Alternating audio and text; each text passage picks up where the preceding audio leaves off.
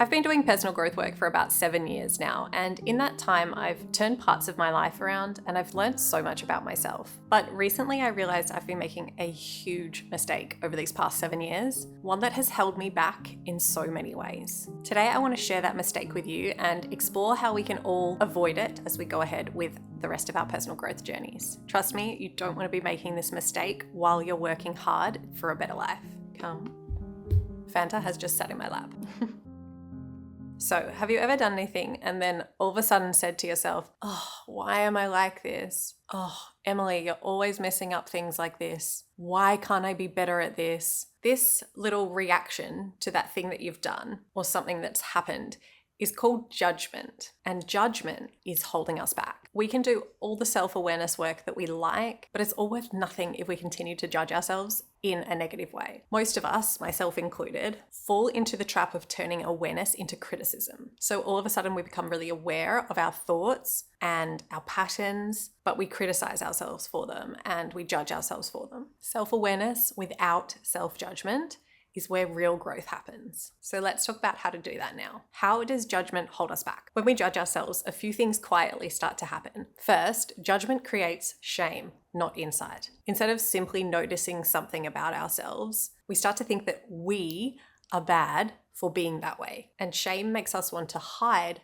as opposed to heal. Secondly, judgment keeps us stuck in a negative cycle. Harsh self-talk can make us discouraged and less motivated to make change because all of a sudden growth starts to feel really heavy and not hopeful. Thirdly, and this might be my favorite, judgment shuts down curiosity. Instead of asking, why do I do this? Or what is this teaching me? We just think, I shouldn't be like this. And when curiosity disappears, so does our chance to actually get to know ourselves more deeply. Finally, self-judgment weakens self-trust. If we're always criticizing our thoughts and feelings, we start doubting our ability to make good choices. And that weakens the confidence which we need if we want to grow. The bottom line, growth does not come from beating ourselves up. It comes from noticing with kindness. So now let's talk about what self-awareness without judgment actually looks like and how you can practice it in your own life. How to practice self-awareness without judgment. If you've ever followed a guided meditation, you would have often heard the instructor say something like, notice your thoughts without judgment. The idea in meditation isn't to completely get rid of your thoughts. It's actually to notice your thoughts, not react to them, and then let them go. So this can be the very first practical way that you can start practicing self-awareness without judgment. It's actually inside a real meditation. When your thoughts come up, practice not judging them and just noticing them and then letting them go. But we can also practice this in everyday life when we're not meditating. So when you are going through your everyday life, begin to notice when that voice in your head is talking to you and try to catch yourself before you automatically start talking back to it in a judgmental way. The idea is to notice gently. So when you have the thought, instead of going, oh, why am I like this? And everything's tensing up and you're reacting, you have the thought and then go, I just had that thought. See how different the energy kind of was there? So when you catch yourself having a thought or a feeling or like a pattern that keeps coming up, simply say in your head, oh,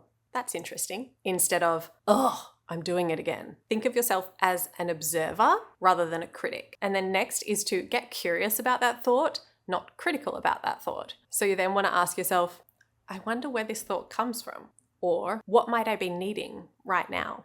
Curiosity opens doors and judgment closes doors. And then remember that awareness is just information. When you are aware of these thoughts that you're having, they are not truth. They're not a final verdict on who you are. When you're aware of these thoughts, you can then have a bit more clarity and data on how you can then be kinder to yourself going forward and how you can make wiser choices going forward. So you want to practice self-compassion daily. This is going to sound really cliche, but I think cliche things are cliche for a reason because they actually work.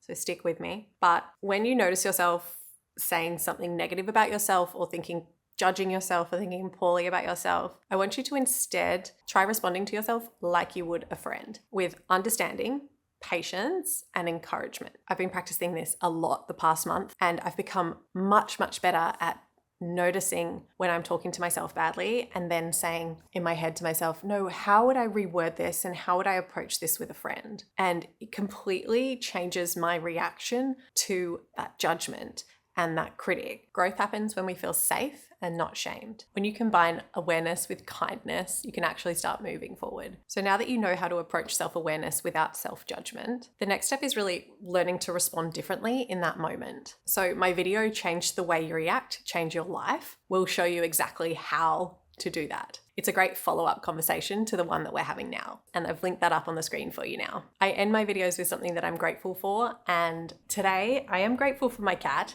who's given me the nicest snuggle on my lap. So I'd love to know, what are you grateful for today? Did you just bite me? Oh, buddy, can't play right now. Practical way that you can start practicing self-awareness without judgment. It's actually